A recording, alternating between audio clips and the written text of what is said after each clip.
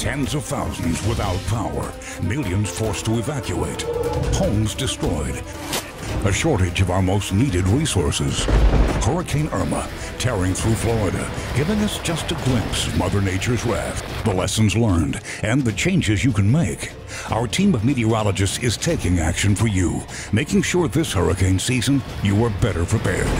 This is ABC Action News, Stormwatch 2018. Thanks for joining us. I'm ABC Action News Chief Meteorologist Dennis Phillips, and for the next 30 minutes, we're taking action to show you how to keep your family safe this hurricane season. 2018 was busy, and really, for the first time, many of us actually had to deal with the massive threat of a major hurricane, something we haven't had in the Bay Area since 1921. And for people living in Puerto Rico and the Virgin Islands, it was arguably the worst hurricane season ever recorded. And 9 months later, Puerto Rico is still recovering. We visited the island in May, finding many people are still without power and water. Crews are still working hard, but residents fear the worst with storm season upon us. Irma and Maria taught us a lot of lessons on how we prepare for a hurricane, what we did right and what we did wrong. It also gave our weather team valuable insight on how you get the information you need to keep your family safe. And with Irma, social media was king. I cannot tell you how many people came up to us after the storm saying they were up each morning at 2 a.m. waiting for the next model update and, more importantly, our take on it.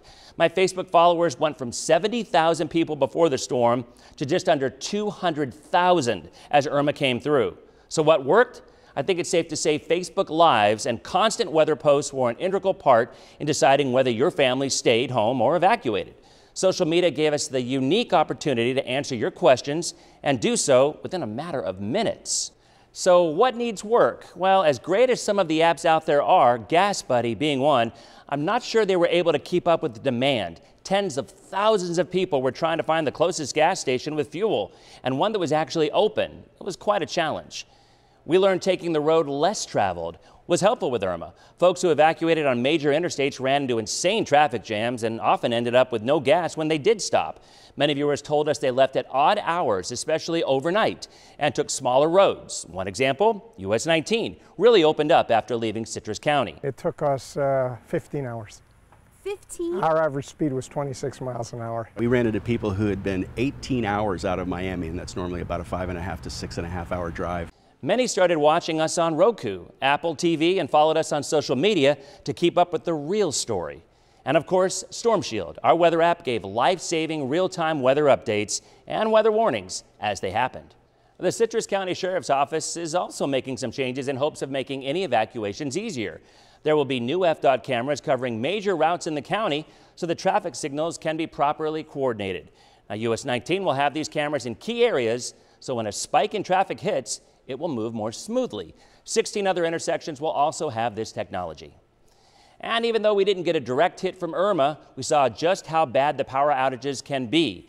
Meteorologist Greg D shows you some simple items that can help you for this year. Power outages are a huge concern during a storm, and although you may charge your devices before the storm moves in, as we learned with Irma, those outages could last for days. So you may want to invest in a good battery bank, a rechargeable battery with multiple ports that will charge your phone 2 to 3 times, a tablet 1 to 2 times, and some of these even have a flashlight and can run additional accessories. I got to tell you, they're not very expensive, maybe $20 to $30. When you do pick one up, look at the capacity. It's a complicated number, but make sure it's at least 10,000 or more. 20,000 milliamp hours is probably what you need. And here's what you can do with it. This is what they look like. They're very small. You can put it in your pocket. There's your port to charge your device. But you can actually buy accessories for these things. For instance, a lamp when you're out of power, or if you're out of AC, how about this? You can have your very own personal fan cooling you off. Now, if you don't want to have one of these, another thing you may want to consider getting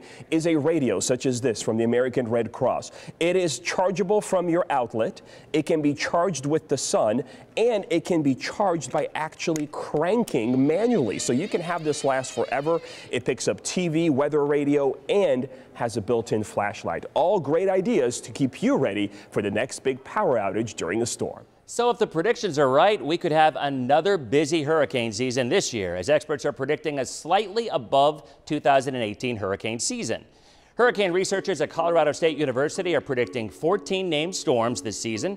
7 hurricanes, and 3 of those are predicted to be major hurricanes. Last year we saw 6 major hurricanes, so the prediction is down a bit from last year. But remember, so many factors come into play when it has to do with long-range hurricane factors. It isn't just La Nina or El Nino, it's also water temperature and a plethora of other factors. And bottom line, always just remember, it only takes one to impact our area. Even in a quiet year, one named storm with a direct hit in the Bay Area can be devastating. Preparing your home and family for hurricane season takes time, planning, and lots of preparation. Well, same goes for cities and counties. They're tasked with making sure a storm doesn't cripple their ability to communicate and keep you safe. And as I-Team investigator Katie Lagrone witnessed for herself, for some local counties, that planning begins in the middle of nowhere. Off the beaten path in Polk County, in the heart of a dead zone. We are out in the middle of almost nowhere. Techies from counties across the viewing area. Polk County Emergency Management, Polk County Sheriff's Office, and we actually have some folks from around the state. Recently brought their toys. This is a mobile radio repair shop. Camping. We have gang chargers to charge portable radio batteries. Really Out in the Woods is designed to simulate conditions in a disaster area, whether it's a hurricane in another area or certainly here. Paul Womble is Polk County's Emergency Management Director. Lets us test all of those tools and resources that we would use following a disaster. From the wired up be advised, there's going to be power lines down to the wireless, 10-4, 10-1. radios to satellites. Everything out here is being tested, including the water.